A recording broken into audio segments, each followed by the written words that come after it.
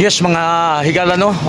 update karon sa dagan sa Balingasag sa usa ka kusog nga hangin dinhi sa lungsod sa Balingasag. Di nangapukan ang Lampago 3 dinhi sa mao nga Biwok. Then nakita nato nga kato nga napukan mao kato ang mga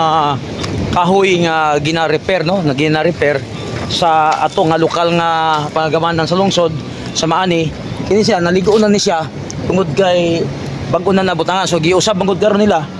giusab tungod kay medyo na siya naghuot na no, naghuot na ang mga gamot muna nga giusab. Ang uban nakita nato nga ato gyud nakita nga do na manggoy kausaban kay tungod sa ilaman ang gi-repair mo nang hinungdan ang pagdahuro sa kusog nga hangin mao nga na langkat no, nalangkat yun base sa nakita sa ato nga mga viewers na binigid sa nakapost no, sa kato nga pag paigo sa kusog nga hangin. So sa mga example ini mao ni siya nga naupukan siya tungod kay ang iyang gamot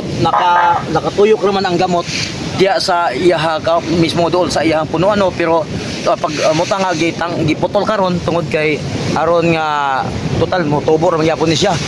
Muna nga gibalik na sad siya tong yung nakita sa post nga mga nangalangkat siya para ayuhon siya no, gibutangan siya og kuan na gina-grinding para butangan na din siya sa mga concrete nga barriers or simento aron maluag-luag ang gamot og mausab sad. Muna nga timing nga sa makusog hangin hinungdan nga napukan o na tumba nga mga kahoy apan karon ginaagak na gyapon sa ato nga lokal nga pagagaman na ato nga mga katawan na bagay nag-atiman karon nagapatak ang mga kahoy dinhi sa may Lambago Cafe o sabi Biwok aron iasikaso ang mao nga pagkatumba o maplastar sa balik no, mabalik ang mao nga mga kahoy sa isip mao giampingan sa lungsod